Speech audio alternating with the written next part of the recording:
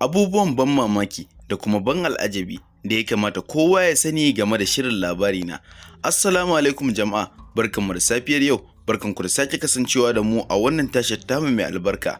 A yau muna ɗauke da wasu abubuwa da ya kamata a ce in dai kana kallon shirin labari na, ka biyo mu har zuwa ƙarshen wannan bidiyo domin ka ji. Sannan ma idan baka kallon shirin labari na, ya kamata kai ma ka biyo mu har zuwa ƙarshen wannan bidiyo domin jin abubuwa mabambanta da za su kuma matuƙar baka mamaki akan shirin na labari na. Jama'a, idan kai bako ne ko bakuwa a wannan tashar tamu mai albarka, za mu so ku danna mana subscribe, kana ku taɓa alamar ƙararrawar sanarwa domin samun ingantaccen ayyukanmu da zarar mun daura. Ku daure ku kasance da mu har zuwa ƙarshen wannan bidiyo domin jin wasu abubuwa da za su yi matuƙar baku mamaki kuma ya kamata ku sani game da shirin labari na. Labari na shiri ne mai dogon zango wanda ya samu amsuwa hannu bibbiyu a gurin mutane. Sannan kuma shirin labari na ɗaya daga cikin fina-finai masu farin jini a gurin mutane. A cikin shirin labari na, magoya baya da kuma masu kallon shirin na fim ɗin labari na, akwai abubuwa da dama da ya kamata a ce dukansu sun sani game da wannan shiri da suke kalla na labari na, wanda kuma ba kowa bane ya san hakan. Hakan ne ya tabbatar mana da cewa kuma ya bamu dama da dalilin cewa tashar mai albarka ta fito ta faɗa muku wasu abubuwa muhimmai da ya kamata ku sani game da wannan shiri na labari na da kuke kalla. Domin shiri ne wanda mutane da dama suke jin daɗin sa, hatta waɗanda ba sa kallon series suna kallon shirin labari na, kasancewar yadda abubuwa masu muhimmanci, ilmantarwa da kuma faɗakarwa suke a cikin wannan shiri na labari na.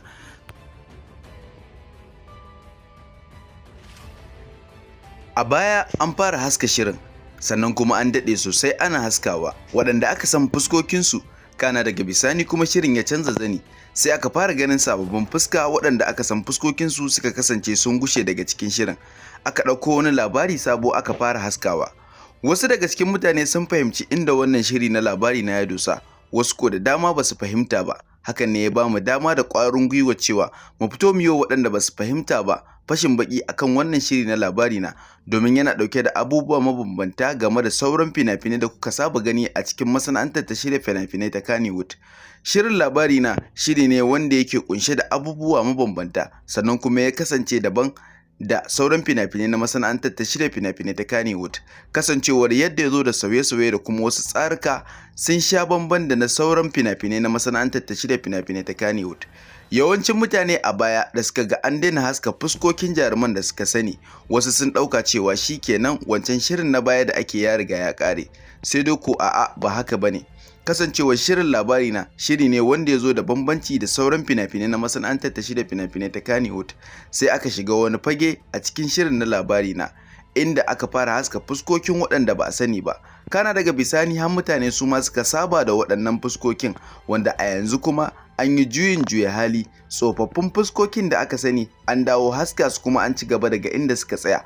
Wannan shine babban abin da ya ɗaure wa mutane kai, ya kuma ba su mamaki, inda suke da tambayoyi marasa adadi game da wannan shiri na labari na. To, a nan amsa ta farko da za mu fara baku shine, shi dai shirin labari na kamar yadda kuka ji an ce labari na, to labari na ɗin ne.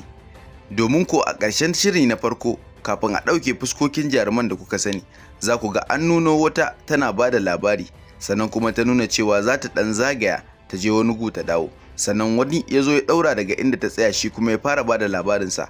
Hakan yana muku nuni da cewa shirin labari na labari ne na wasu mutanen da suke ba da abin da ya faru da su a rayuwa ko ko ya faru da wasu 'yan uwansu. To, wannan shiri na farko da aka fara, wacce ta fara ba da labarinsa ta ɗan tsagaita inda ta je ta dawo. To a nan kuma wani ya zo ya fara ba da labarinsa, shine wanda aka shiga labari na biyu kenan, wanda shi ma ya samu amsuwa hannu bibbi a gurin mutane. Sai dai ko mutane suna ganin cewa wannan shiri na labari na ɗaya da na biyu akwai wanda ya fi burge su, sannan kuma akwai wanda ya fi ɗaukar hankalinsu a ciki. Hakan ne yasa muka ce za mu fito mu ƙara yi muku bayani ga waɗanda suka fahimta su ƙara fahimta, waɗanda kuma ba su fahimci shirin labari na ba su fahimci akan me ake yin shirin na labari na. Sannan kuma kowa yana da damar ya faɗa mana ra'ayinsa game da wannan shiri na labari na da ake. Shin na farko ne ya fi burge ka koko na biyu? Sannan ka faɗa mana dalilin da yasa wannan shiri na labari na yake burge ka. Sannan kuma za ka iya faɗa mana ra'ayinka game da wannan shiri, wata iriyar shawara kake ganin za ka bada game da wannan shiri a ra'ayinka. Kar dai ku manta kuna tare da tashar mai albarka, ku daure ku danna mana subscribe kana ku taɓa alamar ƙararrawar sanarwa domin samun ingantaccen ayyukanmu da zarar mun ɗaura. Sannan kar ku manta kowa ya faɗa mana ra'ayinsa game da wannan shiri na labarina. Mun gode da